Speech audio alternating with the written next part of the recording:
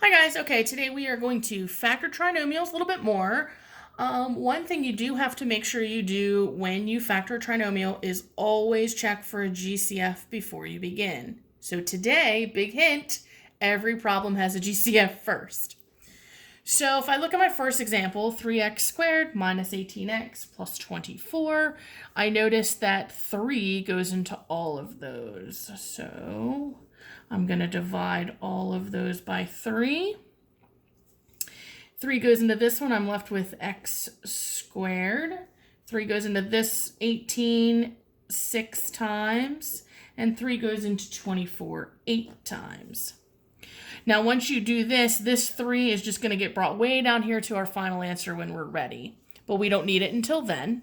We're going to kind of ignore it until we get to the very, very end, and then we'll put it out front. So I'm going to do my bridge here, and I'm going to do 1 times 8, and I get 8. That's what goes in the first box. B goes in the second box, which is negative 6. And the question is, what multiplies to 8 and adds to negative 6?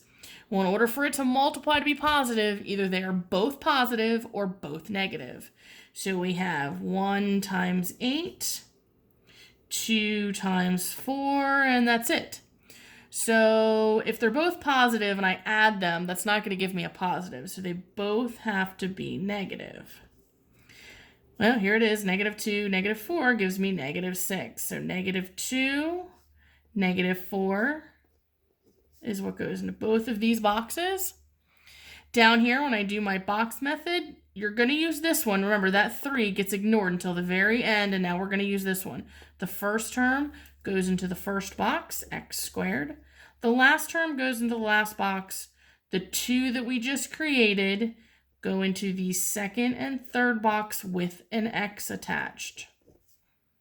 And then I'm going to do all my GCFs out of each row. An x here, a negative 4 here, an x here, and a negative 2 here.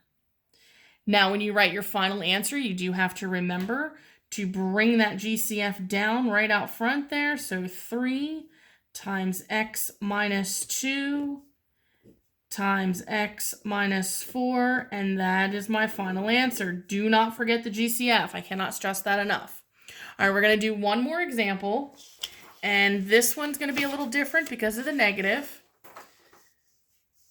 So here we have that negative out front. If you recall, we are not allowed to have a negative out front, so I'm actually going to take that negative number out first. The number that goes into all 3 of these, the biggest number that goes into all of them, is simply 2.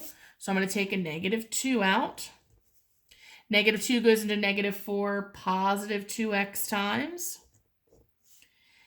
Negative 2 goes into positive 18, negative 9 times. Remember, taking that negative out changes all my signs. And negative 2 into positive 10 is negative 5. So now we're going to do our bridge. 2 times negative 5 is negative 10. And my b is negative 9. So over here I'm going to list my factors of negative 10. We have 1 and 10. And 2 and 5. And I need to know which one's going to add to be negative 9. Well, in order for my product to be negative, one of these has to be negative. So I'm going to try to do it in my head. So if I make this negative, that means negative 1 plus 10. That gives me positive 9. So let's flip it. If this one's positive and this one's negative, that would be positive 1 plus negative 10, which is negative 9. Yay, I found it. So we have negative 10 and 1.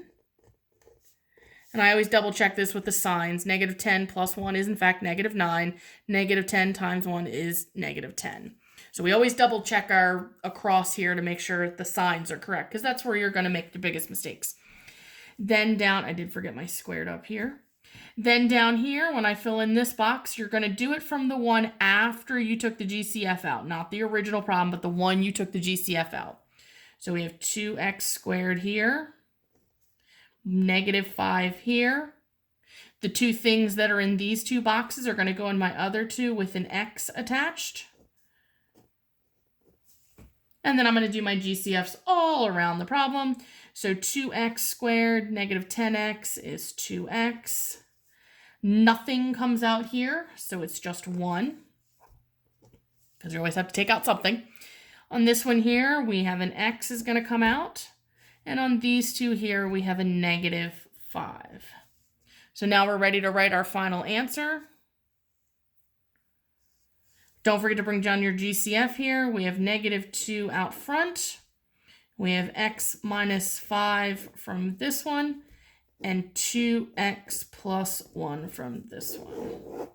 So hopefully after 2 examples, you're now ready to jump on and do the assignment that's on Schoology and submit that to me and let me know if you have any questions.